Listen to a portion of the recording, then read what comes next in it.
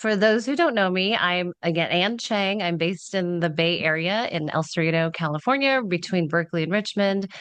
I've been a planner for the last 25 years. I've kind of tried all the different roles, from planning commissioner to council to advocate to consultant, and now I'm an independent business and getting to share kind of the just a retrospective. So you heard, I hope you do come on Monday to be with us. Amazing memories being shared on our memory wall.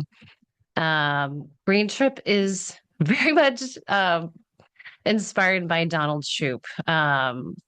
Wow, in 2006 is when I first heard about his message as a planning commissioner. It instantly made sense to me. I fortunately had a UC Davis environmental biology management background, so very interdisciplinary, and just all the articles coming out speak to the economics, the clarity of claiming the greater good and our public good for us, and expecting our systems to work better.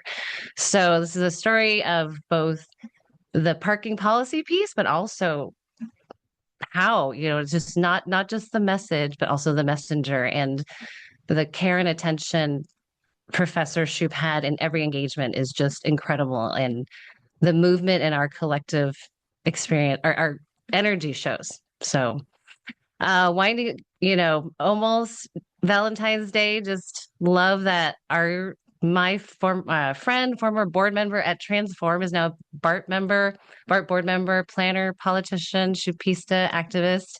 This is back from 2014.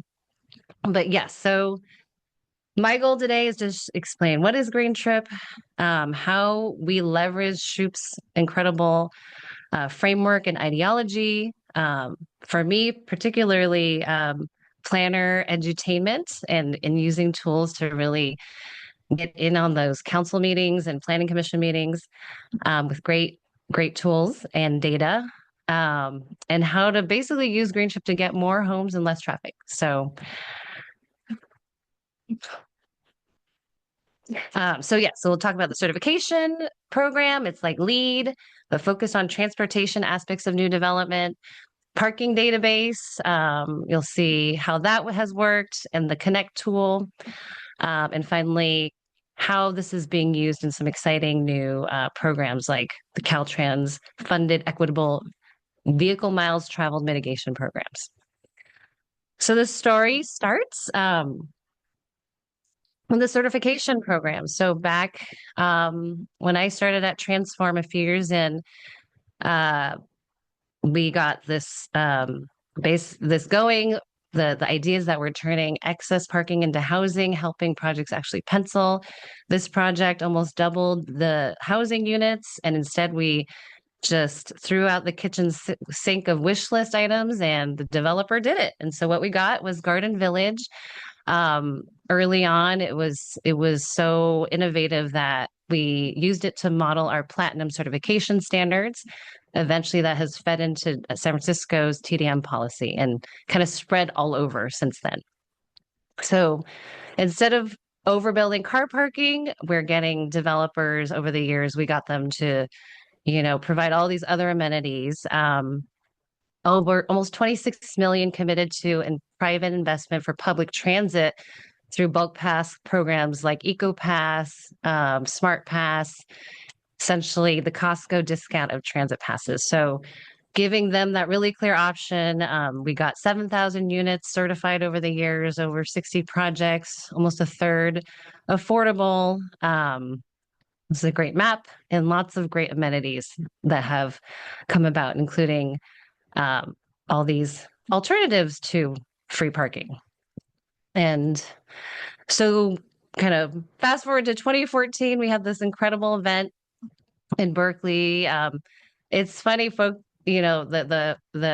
planning folks in our region, like, oh, we brought, Mark Word's like, I brought Shoup up in 2006. And so I'm like, yeah, that's why in 2014, Shoup was like, haven't you guys figured this out yet? Like, he was really frustrated. And so from there, I think we really got everyone going. We have Choupistas in the room, mayors, decision makers from all over, really folks who are now running cities and state departments all over. It's quite the network. So there's our friend Shoop. So yeah, the parking database actually was launched back then. We got HUD funding back in the day to quantify unused car parking, and that helped spawn early legislation to get parking policies removed, requirements reduced for affordable housing, near transit, and eventually chipping away to where we are now. Carlos Romero, our new ABAG, Association of Bay Area Governments president, former mayor of East Palo Alto, actually was, heard about this project way back, and he's like, and I use the database. You can use it on your phone. I used it on the dais. Like it is just that easy. He from the dais beat back excess parking on a project that they were deliberating on. So since then, And certification. Yes. sorry to interrupt. You have a question we have a question in the chat, which is the certification a method that allows corporations to see value that's without a label they wouldn't? If you're going to answer this question and over the course of your presentation, then I think we could probably wait. But if this is a clarifying question you want to respond to now, feel free to do so.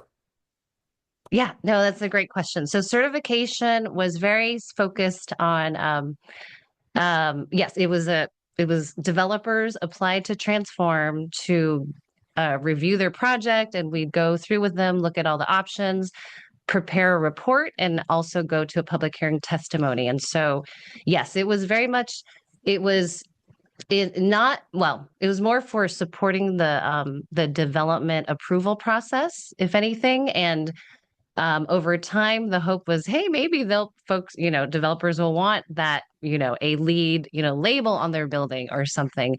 And, but yeah, that didn't ever get to that point. But yes, that is the purpose of the certification program, a project specific. So at the time, our theory of change was essentially if we could award the great projects doing the right things, we would create poster projects, actually built examples of low parking TDM filled projects, committing to 40 years of TDM provision. So that was the idea. And then that would then help decision makers see that they could go ahead and adopt GreenTRIP or the equivalent into their zoning codes, which is what happened in a bunch of places.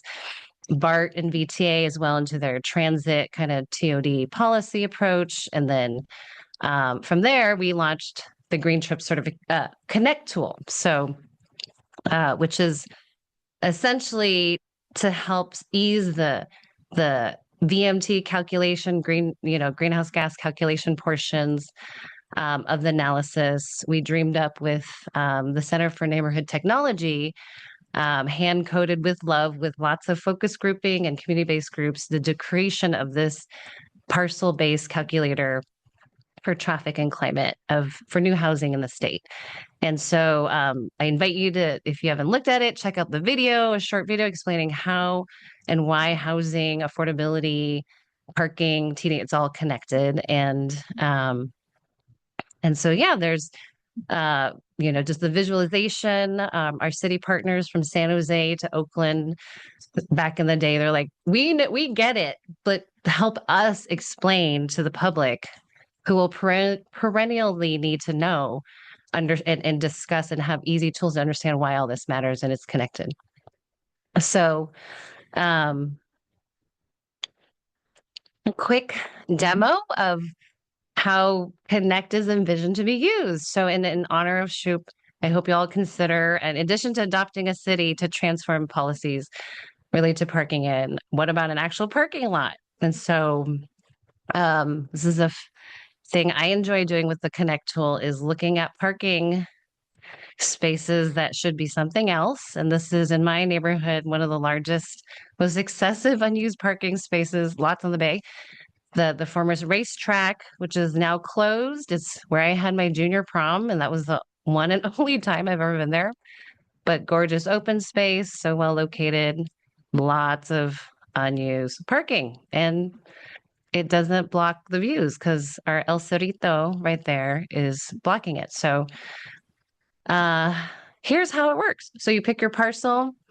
You can launch the how-to guide to quickly figure it out, but there's more methodology information here. So Connect was created, the model was used to justify the creation of California's cap and trade greenhouse gas reduction program related to affordable housing and sustainable communities. So you'll see some examples of how affordable housing developers over the years have used it to help them win millions of dollars, this tool. So the dashboard, you'll see once you pick a parcel, you start entering project information. In this case, I put 1,000 units. Why not?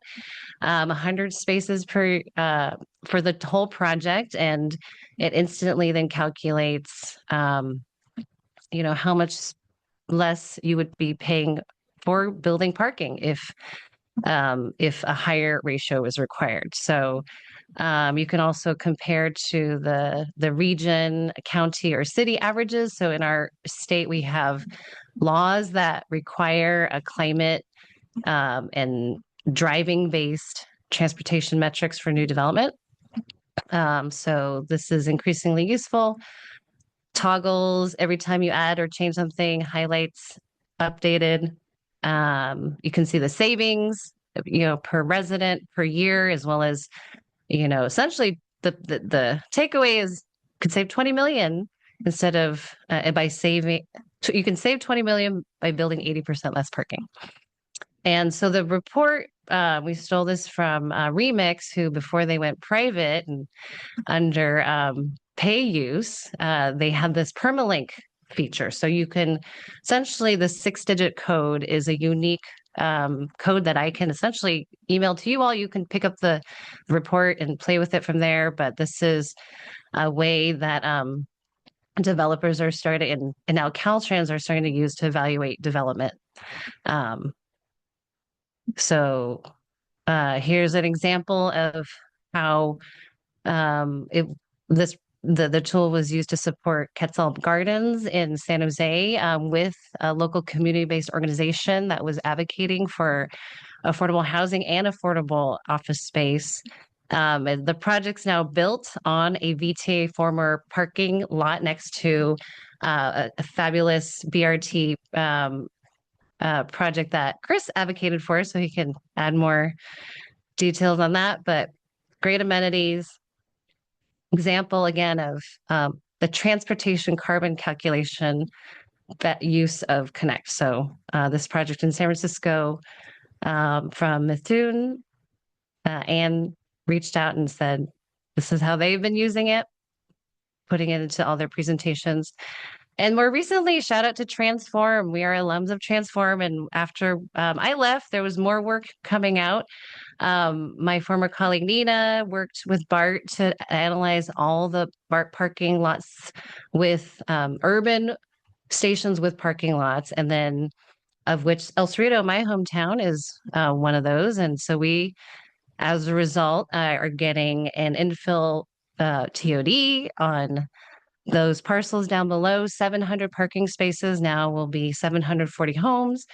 Instead of replacing all that parking, we're going to do just a fraction of that and instead manage the parking in the surrounding community. So we have got a almost $40 million award. And then most recently, Transform also did analysis in 17 cities, housing elements updated, including policy changes to ease affordable housing.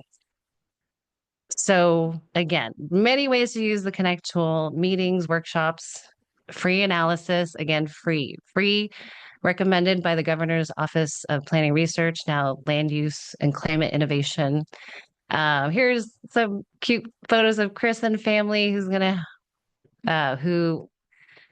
have been an inspiration and great partnership in using the latest approach, or the use of the Connect tool has been helping to guide the conversations around these equitable VMT mitigation programs that are starting around the state and in our backyard in Santa Clara County and San Mateo County. Essentially, our policies are requiring that we're having to see housing in and of itself as transportation. So um, as transportation congestion fees or miles traveled are generated, we're now creating a path with the help of the tool and with community to explain how these fees could be and should be spent on housing in and of itself and potentially even preventing displacement. Um, so future uses for Connect, Caltrans, this is their VMT mitigation measures summarized by most effectiveness and what's the hardest, and land use and congestion pricing and um, essentially parking pricing are the hardest things, but yet are the most effective. And we're seeing is also the one, what the strategies that actually create revenue or and are actually not revenue costing. Um, just want to, we can go into this later, but yeah, great ways to, in using the tool with community, finding better ways to talk about all of this. Mixed uses, more things to do close by. Um, equity is about prioritizing those with the greatest need first. Um, out and Chris, actually, I credit you for helping to bring that framework clarity of outcome equity versus procedural equity in everything we do. And doing all the usual best practices from translation and childcare. Finally, in kind of reflecting on Shoup's contribution, again, not just the technical rigor and credibility, but also his amazing um, iterations over the years to make his message ever more clear with ever more potent metaphors, in all the ways we're trying to make everything as clear as possible to align all of our values that we all have. We want to create clarity in the purpose of every program. With parking, I think that's what Shoop has done so well at, is helping us assume that we are all collectively part of the greater good. We're not, when we say we actually mean we, including those who don't just live in a community, but also work there and also go to school there. And so he as in my reflection, has been able to talk about equity without using that word. And he's been essentially been a meticulous innovator in how to talk about race or talk about class specifically and mobility and parking and how it affects all of us. So short videos, another great lesson learned.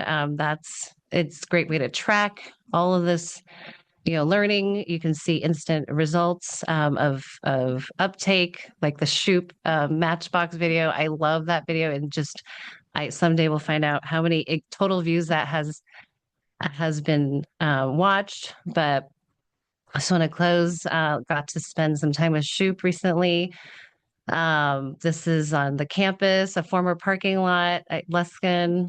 Um, and yeah, just want to close with, open to any and all questions or comments you have, and invite you to join Parking Reform Network on Monday and on into the future.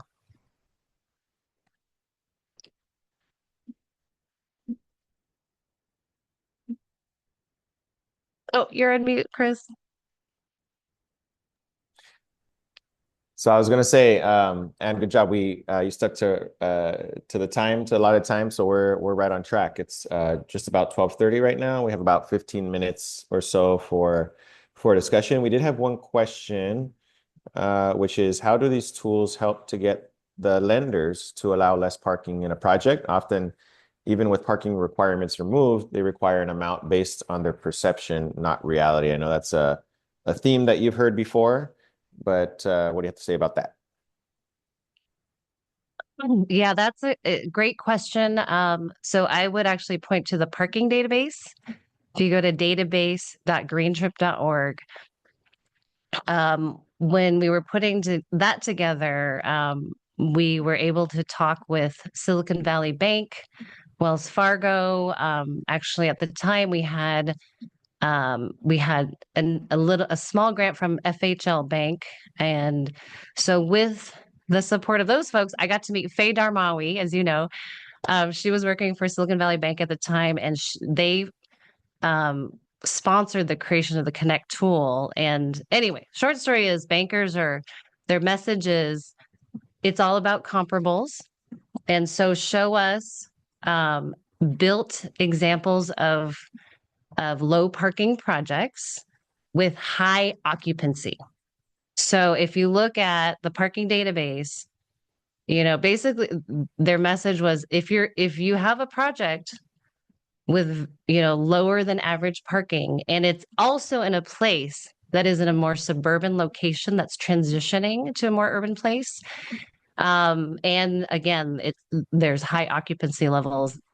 That's the metric that we heard specifically in market rate projects, was the ticket to seeing the dollar signs and unlocking pro forma viability. And I'm assuming when you say occupancy, you mean occupancy of the units. Yes, sorry, Yeah. yes, unit Mhm. occupancy, right. Mhm. And so they're like, yeah, over 95%, like that's good occupancy. So I don't know. Mhm. I haven't talked to bankers recently, and they might have a different number now, but yeah. That's great. Other questions? I know. So it looks like we had one person drop another. Is it Shane? Dropped in a question right now. Feel free to raise your hands or to continue dropping questions in the chat. But the question was, are there any barriers to keep in mind when using a tool like this for parcels in suburban or rural areas? And on that note, does this tool apply to parcels across all of California or only major metro areas? So great question. This tool applies to statewide. So it is working with Center for Neighborhood Technology again. They magically so what happened was first they wrote a paper, and if you look in the methodology of the Connect tool, they wrote a white paper that was peer reviewed by the California Strategic Growth Council, and that paper essentially was they got okay. They got data, right? Statewide household travel survey data, 60,000 households, um, typically $1 million to run that data set, and it only happens every 10 years. So 2014, it had just wrapped up, and we were able to wrap that into the 2017 model, and then and into the paper, which justified again, like cap and trade was not a given that it was going to have a housing program. And so once CNT released this report, Tony Atkins at the time said, yes, we have the evidence.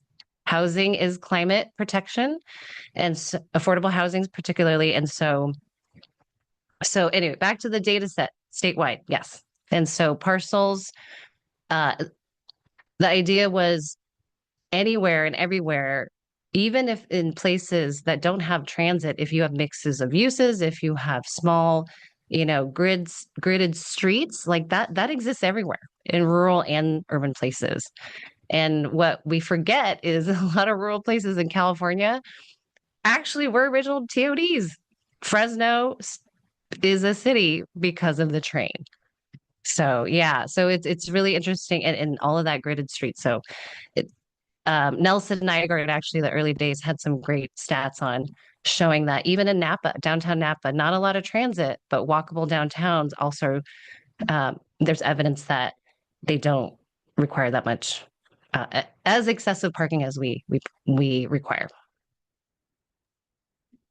That's great. And Shane, does that fully answer your question? Not to put you on the spot, but I know you have Yeah, yeah, that answers your my plotting. question. Thank you. Yeah. Right on. Christopher, feel free to jump in. Hi, can you hear me? Hi, my name's Chris. I'm the chair of the East Palo Alto Public Works and Transportation Commission, recommendation body to the council member, Carlos Romero, you had mentioned earlier. My question is, so we have a few projects in our city that have topped off or finished construction with ASIC grants, affordable housing. Are there any tools to measure the impact of parking, of impacts to street parking within a radius of these projects? As an example, Councilmember Romero was successful in advocating for lower parking minimums for the Light Tree Apartments in East Palo Alto. And in talking to the HOA president of the community next to it, their HOA did notice a noticeable increase in parking congestion on the city streets within like a half-mile Yeah. radius. I don't know if it's necessarily directly from the project, so I'd like to seek truth to know.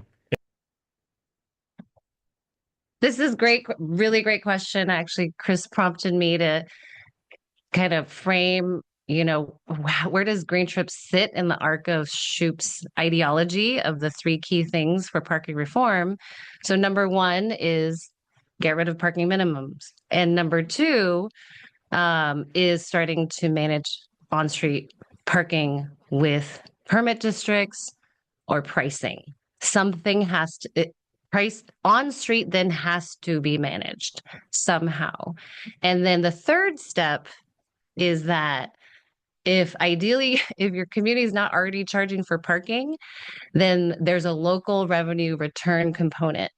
And that there's the idea that if there's at least one for every meter and you're collecting revenues in excess of the cost to administer it, then that community will get $1,000 a year, a month, whatever it is, back to manage and say give input on how local improvements to transportation can be guided by this hyper local money. So yeah, so that's a big picture question. So there's the tool does not predict how much what you're asking about is spillover parking that will actually happen. And the truth is, right, if the parking is not managed on street and if it's free, and this is again Shoup's principle, we're giving away this really important shared asset for free and not thinking about how we want to actually manage it and to get the outcomes we're looking for. Um, so yeah, basically the short story is this predicts the parking use um, off street if it's built. And then it gives you a prediction. And so it's kind of because the parking supply in and of itself tells you how much use. And so depending on location, the model will adjust it. But I think this is one of the dream add-on, modifications that in the VMT estimate that, if there was priced parking in the neighborhood, you could check a box. Or if there was a permit district in the neighborhood, check, and then it would further then kind of give you a modified result. But yes, so that is the top question. And I feel like talking about the future of parking reform network and the maps that I can't wait to see are the seeding of parking benefit districts, essentially, or revenue return neighborhood parking districts where, this ability to manage parking in a neighborhood, if there's a problem, regardless if it's a downtown or maybe it's a more suburban transit station that's about to have a ton of infill development. And so, yeah, is that helpful? Okay, thanks. Yeah, I didn't I haven't read Shoup's book yet. I plan to. So seeing the bigger picture of the second, third points, our council is actually discussing a residential parking permit program for the first ever one next week, after 2 years of Yeah. discussion. So perhaps they're building towards this three-step process, which would then also have some revenue. Right now, we're only at step one. It's very common. And the fact that it's even on the table, it does take time. Our society is so built for cars and car parking and for all the reasons that she talks about. It is, we think that is our right. Our entitlement is free parking. And it is a very upstream neurological process to build new neurons to consider something else. Alternate paths. Well, Christopher, you might see in the chat that Tony mentioned that you can also start with chapter 1 of parking in the city, and he dropped the link in there in case you wanna dive into that. Related to that, to the question that was just posed by Christopher, and are there any examples where the on-street parking was measured or assessed in terms of the use? Like for example, like a before and after a development went in. Because the reason why I'm asking that question is it seems to me a lot of times it's sort of perception, and or I'll just say in some occasions there might be perception at play, or let's just call it bias. So Absolutely. um, Yeah. where have you seen examples of that where the on-street parking was quantified, before and after or something along those lines? Not directly as such. It happens for large projects, over 500 units. That's often part of the traffic impact analysis, and they cost like 30, 50, $60,000 to do those kinds of studies.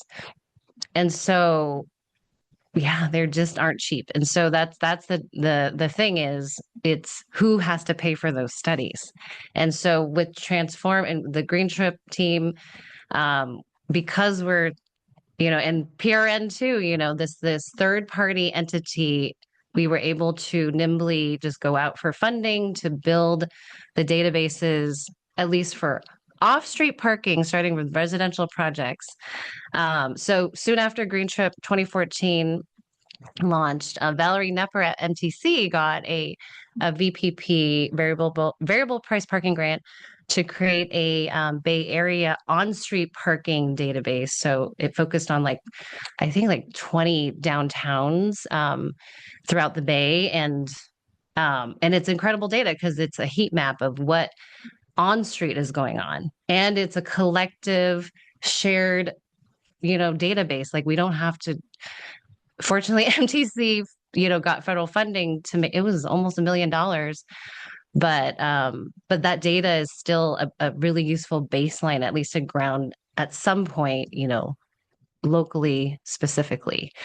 Um, so yeah, so to answer your question, another Adam Millard Ball and I, professor at UCLA, former GreenTRIP advisor, we were so close to getting a Strategic Growth Council grant to do exactly what you're talking about. Go back to look at all the GreenTRIP certified developments, see what's actually happening, what's going on the ground. But unfortunately, it was too competitive. It was well ranked, but not enough funding. But maybe I should go check in with him again.